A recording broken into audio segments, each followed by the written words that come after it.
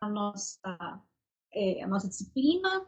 E a aula de hoje, linkando, né, com o que a gente viu tanto na semana passada, com o texto que eu acho que vocês já devem ter lido, falando sobre hierarquia visual, né? Então, na semana passada, nós vimos mais propriamente ditos os textos didáticos, né? Os textos ali em sua materialidade da escrita da língua.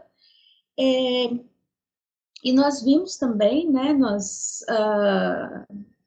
encaminhamos essa parte um pouco mais teórica para ir pensar em como é que a gente faz desses textos didáticos, né? Obviamente, o propósito do texto didático é ser didático, é ser entendido, compreendido, é ensinar. E como é que a gente consegue fazer isso de maneira mais efetiva? Então, na aula passada, na semana passada, a gente falou sobre criar textos mais amigáveis, mais dialógicos, né? Na intenção de se aproximar desse estudante, de se aproximar desse leitor, de maneira que ele tenha uma compreensão melhor do texto e do assunto que eu estou abordando no texto. E agora, nessa semana, a gente vai falar de usos de recursos visuais para provocar esse mesmo efeito, né? Como é que, utilizando recursos visuais, torno o meu texto mais acessível, né? Como é que eu faço com que esse texto seja mais efetivo para o meu aluno?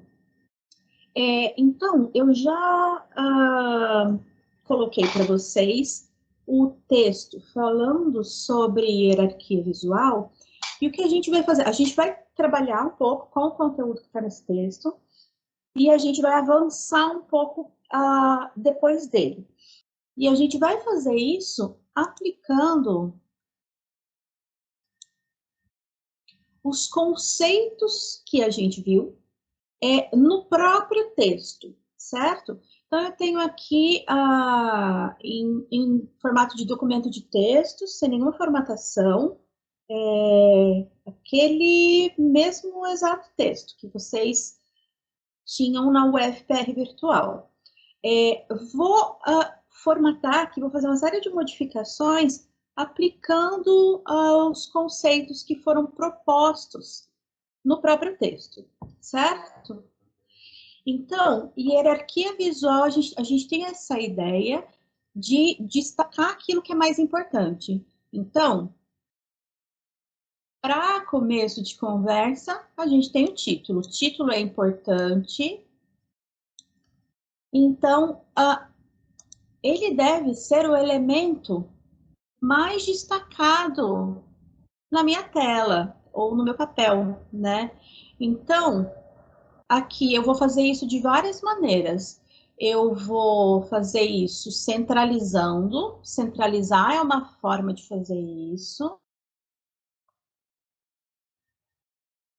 Eu vou fazer dando peso, né? Então, negrito, vou deixar isso mais pesado. E vou fazer com que esse título ele seja maior do que o resto do texto. Vou pôr uma linha aqui também, porque o espaço, né, ter espaço em volta de algo valoriza algo, né? Se em volta de algo tem espaço em branco, quer dizer que aquilo é importante, né? É um sinal de importância daquele elemento dentro do conjunto, certo? Aqui embaixo eu tenho o que a gente chama de linha fina. O que é linha fina? A linha fina, ela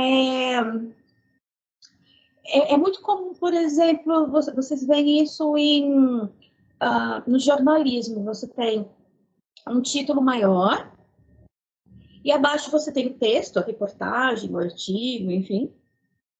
E entre os dois eu tenho um textinho intermediário, né? que é como ele tem essa... Ele dá essa ideia geral que vai tratar o texto, né? E tem a intenção, claro, de atrair o leitor também. Então, nessa linha fina, eu vou também deixar, também vou centralizar, e vou usar o itálico. O itálico também destaca, mas ele destaca menos que o negrito, né? Que dá mais peso ao texto. Então, novamente, um espaço, pulamos uma linha.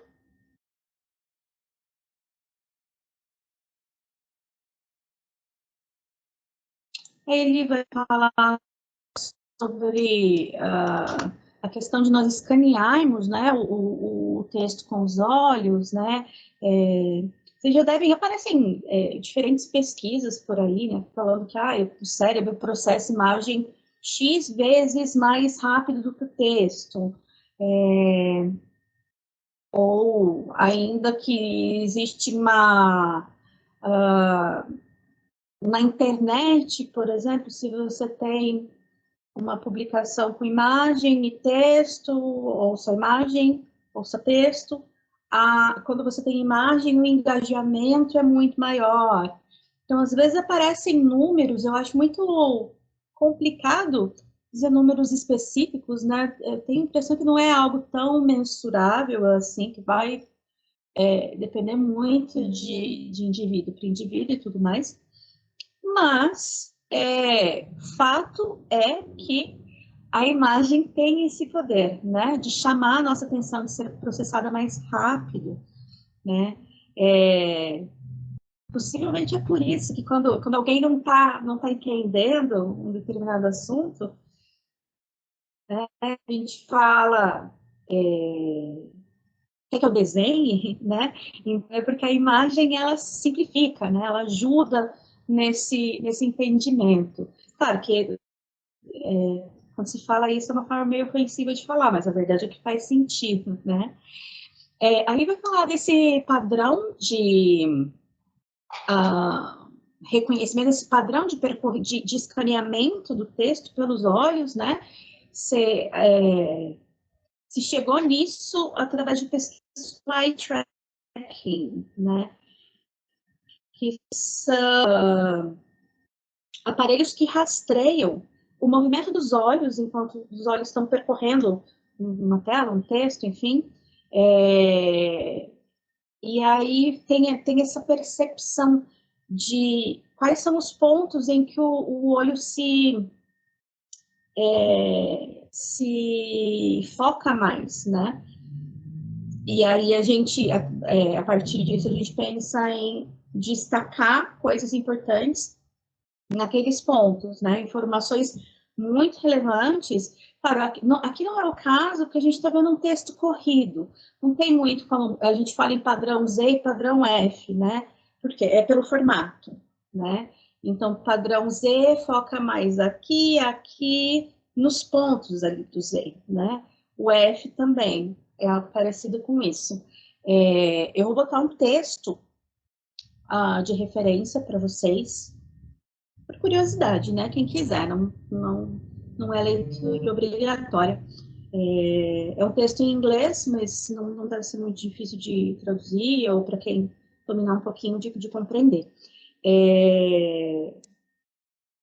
Então, nesse texto, vocês vão conseguir ver a imagem, com esses padrões, né?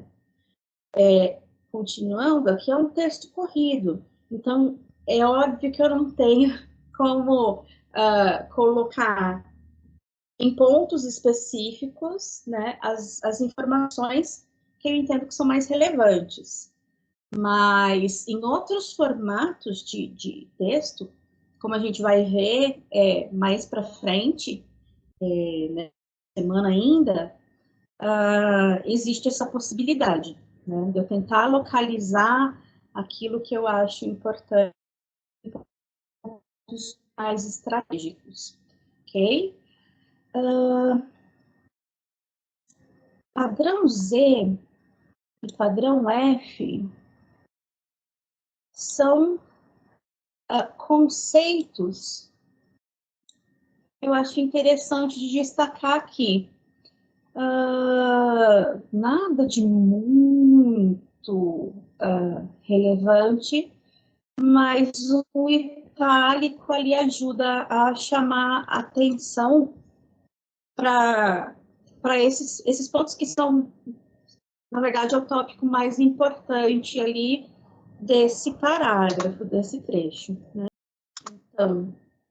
Então, por algumas linhas também que ajudam a separar, que ajuda a separar em blocos por conteúdo, blocos temáticos, né?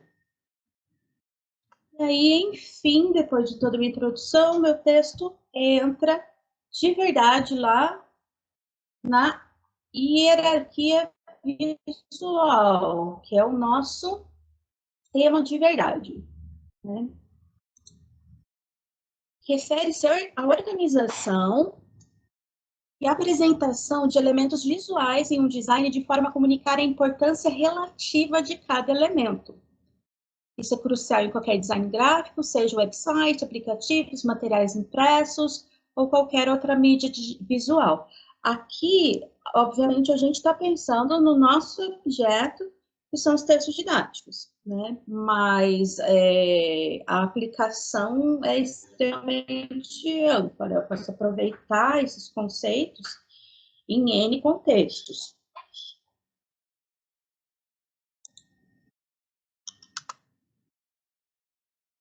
Então, como a gente já falou, né, a hierarquia visual, ela seria um item a mais ali, né, com a intenção de tornar um texto mais envolvente, mais atrativo, mais efetivo, né?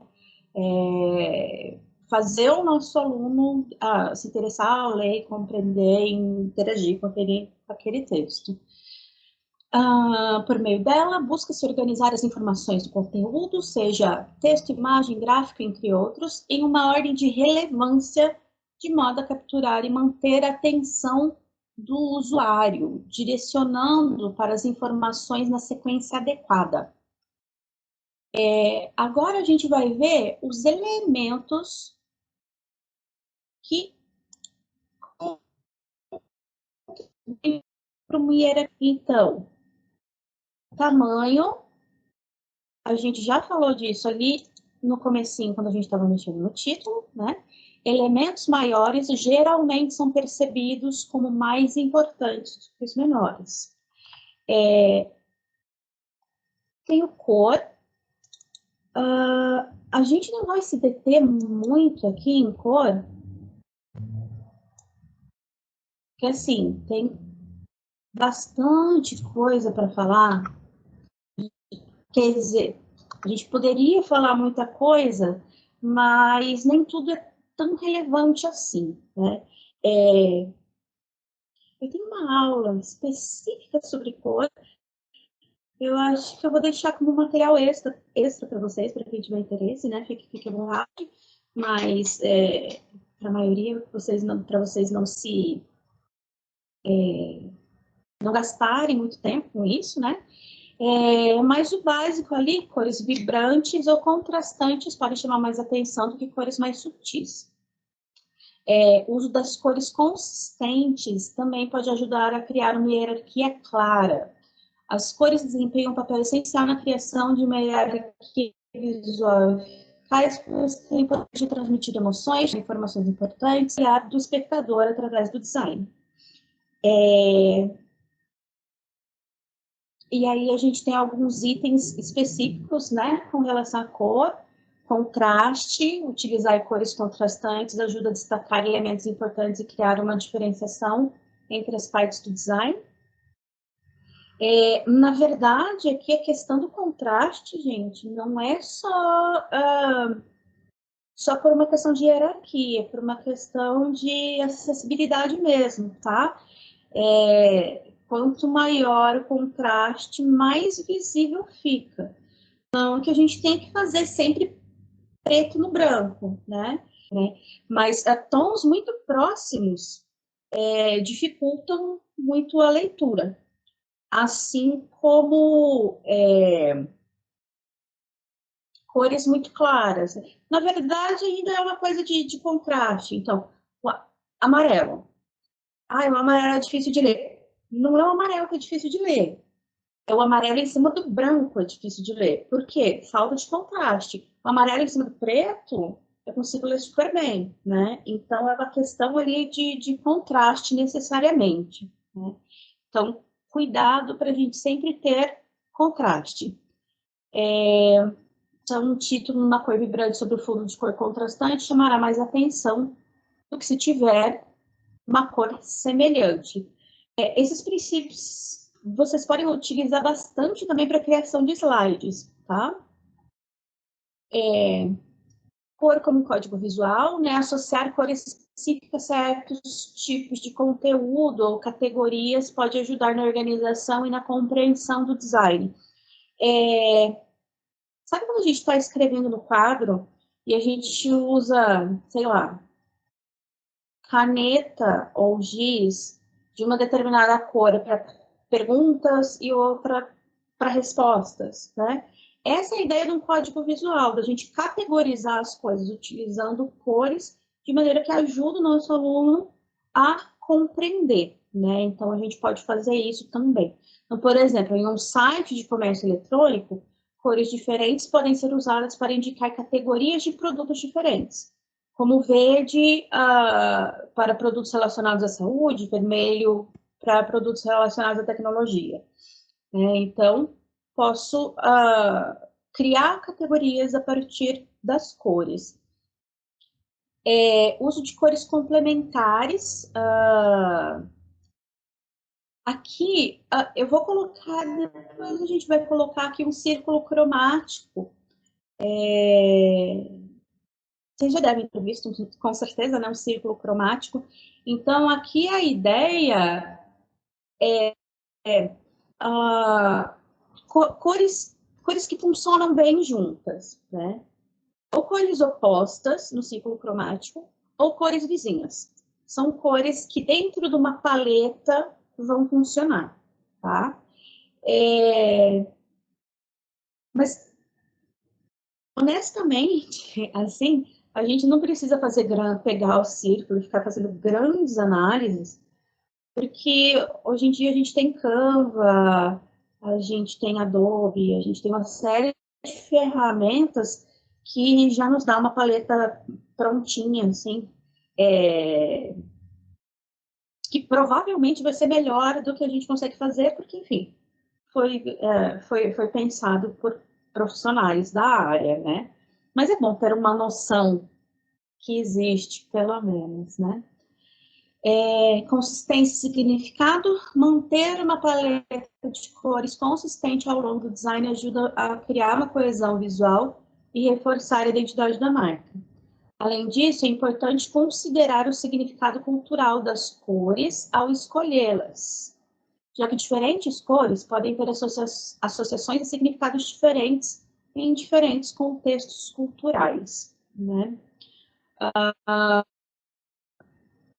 Pensar assim em coisas do tipo o azul passa serenidade, o verde se relaciona muito fácil a coisas ligadas ao meio ambiente, né?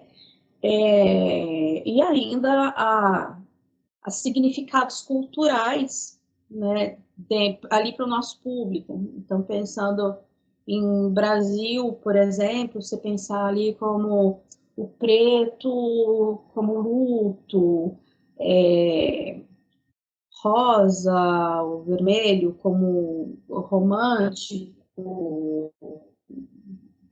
intensidade, né? O vermelho também pode remeter à violência, paixão, né?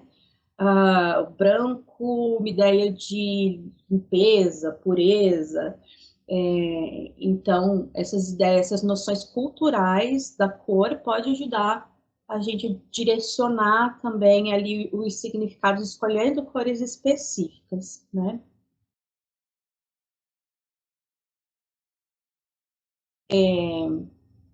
Acessibilidade, a gente já falou disso, né? Ao escolher cores para um design, é importante considerar a acessibilidade, garantindo que as cores escolhidas tenham um contraste suficiente para que o conteúdo seja legível,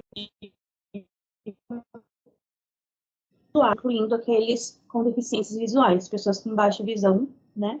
O ideal é que a gente possa facilitar a vida de todo mundo, né? Tanto empregando tamanho quanto contraste. Agora, gente, falando sobre tipografia, a gente já falou um pouquinho também, né? Tipografia seria o uso das fontes. Vou deixar um material extra também. Eu adoro tipografia, acho super divertido, mas eu imagino que seja um hobby meio exótico meu, assim. Mas aqui nesse conteúdo obrigatório a gente vai ser bem objetivo, né? Então, uso diferentes tamanhos, pesos e estilos de fonte. Então, tamanho, né, são os pontos ali, a gente já viu, 12, 14, 16. Peso seria fontes mais finas e fontes mais grossas, né? Então, se você coloca uma fonte em negrito, você está aumentando o peso, você está colocando peso naquela fonte. Algumas fontes, mesmo sem estar no negrito, elas já são pesadas por si só, né? Por exemplo, se a gente for olhar o Arial Bold, assim, ela já é uma fonte pesada, né? Então, pode ajudar a destacar certos elementos do texto. Itálico também, né? A tipografia desempenha um papel crucial na criação de hierarquia em qualquer design. A escolha das fontes, do tamanho, do peso, do estilo, pode impactar diretamente na maneira como o conteúdo é percebido.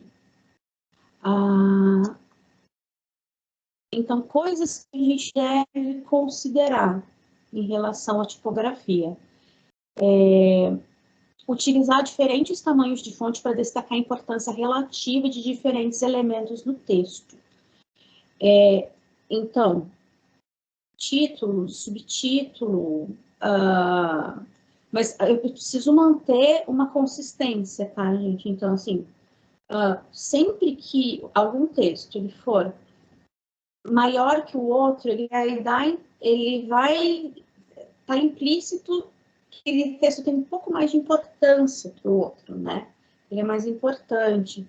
Então, a gente precisa manter um padrão. A gente pode usar isso aleatoriamente, né? Tipo de fonte também. Então, quero colocar meu título com uma fonte diferente? Posso. Subtítulo? Posso, tranquilo. Agora, eu não posso, no mesmo texto, parágrafos que, para mim, têm a mesma importância, utilizar fontes diferentes, ou utilizar tamanhos diferentes de fonte, né? Então, títulos podem ser maiores para chamar mais atenção, a gente já viu isso, né, lá no comecinho, enquanto o corpo do texto pode ser menor para garantir legibilidade e fluidez na leitura. Peso da fonte, fontes mais pesadas ou em negrito podem ser usadas para enfatizar palavras-chave ou pontos importantes. Estilo da fonte. Além do peso, o estilo da fonte, como itálico ou sublinhado, pode ser usado para dar ênfase a certas palavras ou frases. O espaçamento entre as letras, né, e entre as linhas também influencia a legibilidade e o impacto visual do texto. Um espaçamento adequado pode facilitar a leitura e destacar visualmente os diferentes elementos do texto. Espaçamento entre letras, né, o kerning também, se você usa, ele dá esse peso de importância para aquele elemento, né? Por exemplo, assim.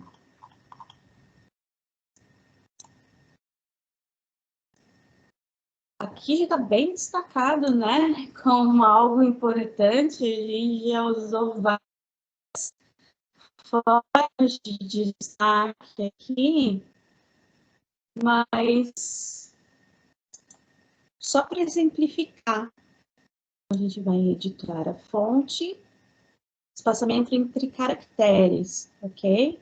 Espaçamento normal, expandido, condensado. Vou colocar expandido.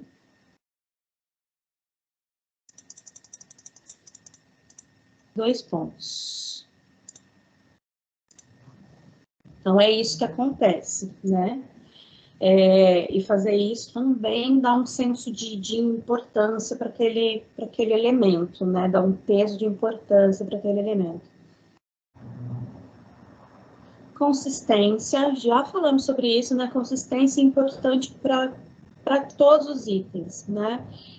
Manter uma consistência na escolha das fontes ao longo do teu trabalho, ao longo do teu texto, do teu design, ajuda a criar uma experiência visual coesa e profissional, né? Evite usar muitas fontes diferentes para evitar confusão e distração. Usar 2 a 3 fontes ali já está bem de bom tamanho, tá? Então, espaçamento. Espaçamento, ele é outro elemento fundamental na criação de uma hierarquia visual eficaz, né? Se refere ao espaço entre os elementos, como texto, imagem, margem, as áreas em branco. Então, algumas considerações sobre isso. Adicionar espaço entre os elementos ajuda a criar clareza e separação visual, permitindo que os olhos do espectador identifiquem facilmente diferentes partes do design. Lembra a gente ali no começo, colocando uma linha entre cada parágrafo, né? Ajuda a dar um senso de organização, de clareza, né? Torna a leitura mais confortável também. Então, por exemplo, aumentar o espaçamento entre parágrafos ou entre itens de uma lista pode tornar o texto mais legível e organizado. Margens e espaçamento de contorno. Vez que coisas importantes, elementos muito importantes ficam no meio de um espaço em branco, né? Tem um espaço em branco no entorno. Então, isso ajuda a valorizar aquele elemento. Então, espaçamento entre letras e linhas, né? A gente já falou disso, afeta diretamente a legibilidade do texto.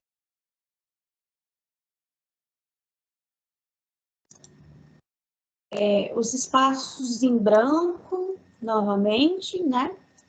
Que a gente também pode chamar de espaço negativo, que é o que se refere às áreas vazias do meu design, né? Da minha página, da minha tela. Desempenha um papel crucial na criação de equilíbrio, ritmo e foco visual, né? Super importante ter espaço em branco, né? Não deixar tudo cheio, aquilo que dá uma sensação de poluído, de sobrecarregado, né?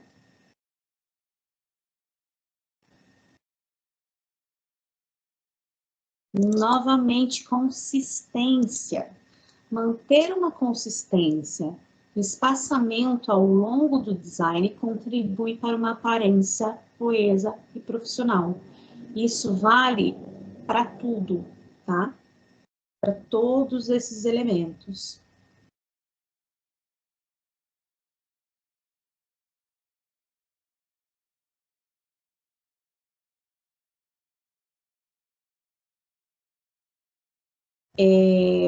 Alinhamento.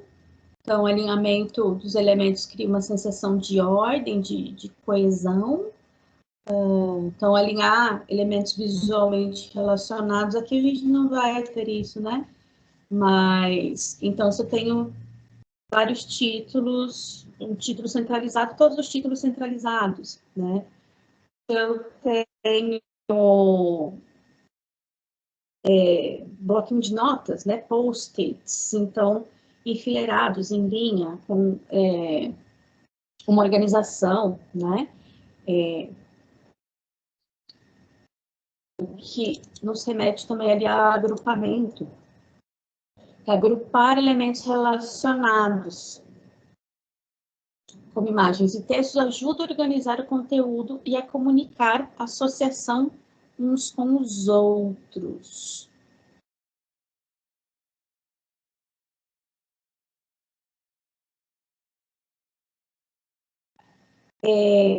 Então,